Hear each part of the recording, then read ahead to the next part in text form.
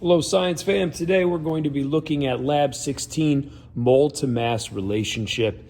We're going to be taking something called sodium hydrogen carbonate, which is just a simple white powder, and eventually we're going to be reacting it with 6 molar hydrochloric acid. Now if you look on your lab, you'll see that the balanced equation that comes out when sodium hydrogen carbonate reacts with hydrochloric acid, the byproduct, what you're going to get, is sodium chloride, which is table salt. But you're also going to get carbon dioxide, which is a gas, so we should see bubbling, and also water in liquid form. Since sodium chloride's aqueous, it's going to be dissolved in the water. But if we heat up and boil off the water, we can leave behind the table salt. Our end goal is we're going to try to take from grams of sodium hydrogen carbonate, the grams, we're going to convert it to grams of sodium chloride of what we should get theoretically, and then compare it to what we actually get in the lab. So again, this is going to be a lab where we're going to be practicing using stoichiometry in our balanced equation. So the first thing we're going to do is start by taking an evaporating dish in a watch glass and finding its mass. So I zeroed out my scale, and I'm going to mass out my watch glass and evaporating dish. From there, it is 83.86 grams. Go ahead and write that in your data table under the part A, which is the evaporating dish and watch glass mass. That's going to be important to know. Now, if we take 83.86 grams and we want to find an extra 2.5 grams because we want 2.5 grams of sodium hydrogen carbonate, we're going to need to get this mass up to 86.36 grams. So let's go ahead and add that. We need to get to 86.36 grams. 86.36 grams.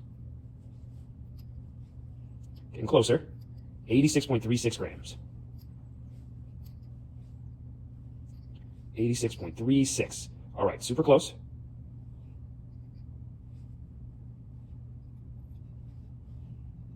And there we have it, 86.36 grams. Now that is the mass of the evaporating dish, watch glass, and sodium hydrogen carbonate.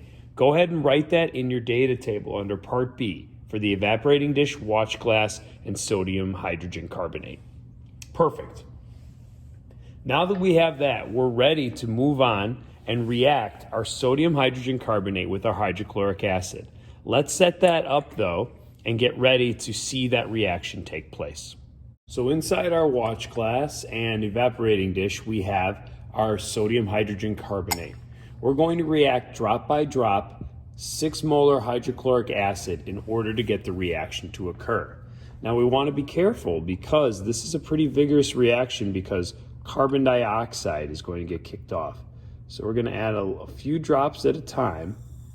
And right away you can see as soon as that hydrochloric acid hits, you can see it bubble and fizz. So that's why we have the watch glass on top, so that any splattering can be contained inside of here. Remember, while that's bubbling and fizzing, it's creating table salt, sodium chloride, it's creating water, and it's creating carbon dioxide. So our goal here is to add a few drops at a time to eventually react this whole compound. So I'm going to speed this up in the video, but you're going to see that we're going to react this little by little so that until everything gets reacted and we're done bubbling and fizzing. From there, we can start drying out the salt. So I'll go ahead and do that.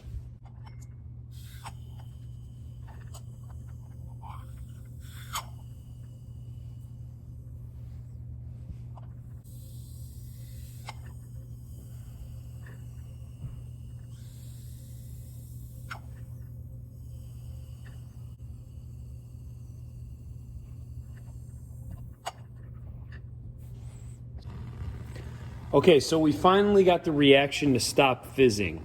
What I'm going to do is I'm going to take my watch glass, put it upside down onto the lab table. I don't want to get any of the product left back down onto the lab table. I want to eventually save that. But now that I have this, you can see that it's fully reacted, but it looks like a clear liquid. But inside of there is going to be table salt. So what I'm going to do is I'm going to slowly heat this up. We'll slowly evaporate away the water.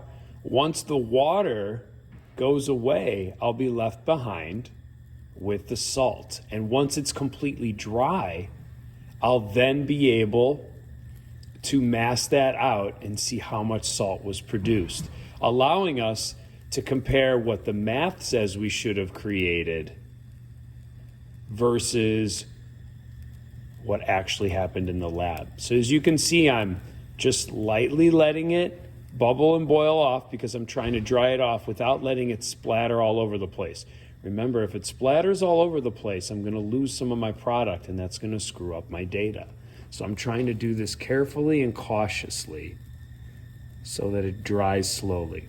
But that's what I'm going to be working on right now for the next few minutes. I'll go ahead and speed up this video so that you can see it in little tiny stages so you don't have to sit here and watch me heat this. But as you can see, it'll start to crust and form a white solid on this evaporating dish. Now you may be wondering, why do they call it evaporating dish? Well, think about what we're doing right now.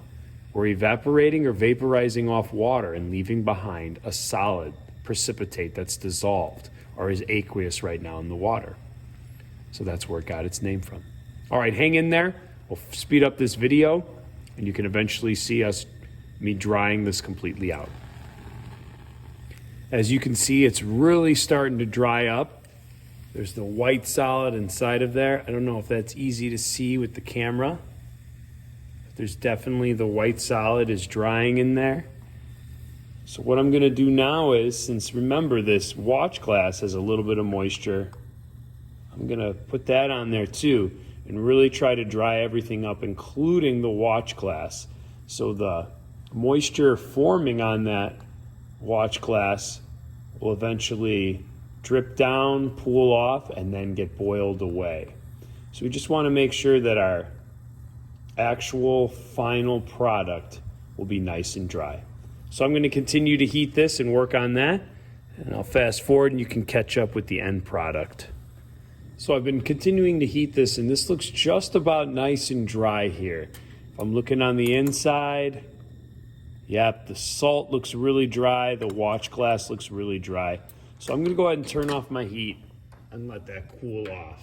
Once I cool that off, I can then mass it, and we can get one of our final mass readings. This is now going to be, of course, the watch glass, the evaporating dish, and the sodium chloride.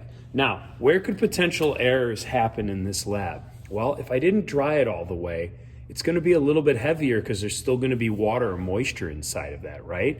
Also, if I was sloppy when drying it and salt was splattering out with water, then I could lose some of my product too. So you could see how there's no perfect, proper way completely to do this so that you are 100% certain that you got the full reaction. In fact, if you look around on the table, you can see little tiny white specks. That's from the water splattering out when it was bubbling a little bit and then eventually dried and turned to sodium chloride or table salt. So again, there's little tiny errors in every lab, no matter how hard you try. And in this case, this could be one of those errors that leads to a little bit of us being off from our math number versus what really happened in the lab. I'm going to let that cool, and then we'll throw it on the balance and see what we get for our final mass. So here we are back again. We have our watch glass and evaporating dish. I have my balance. It's zeroed out. I'm going to take that and put that on my scale, and I end up with 85.51 grams. That is, of course, with the evaporating dish, the watch glass, and the final sodium chloride mass. So remember, sodium hydrogen carbonate was our original reactant. It reacted with hydrochloric acid, and what it gave us was this product of table salt, NaCl, plus the carbon dioxide that bubbled and boiled away, and of course the water that we heated out and boiled away as well. So now we've seen this reaction in full swing. Now you can do a couple calculations. We can take the mass of this and convert it into moles, just use the molar mass. We can take the mass of the salt by just subtracting out the mass of the watch glass and the evaporating dish, and then we can convert that to moles as well using molar mass. And then from there, the balanced equation, we can use stoichiometry to predict how much we should have received. But anyways, in the end, we ended up with 85.52 grams with the salt, watch glass, and the evaporating dish. From there, the calculation should be pretty straightforward. But best of luck, Science Fam, and thanks for listening. Be well.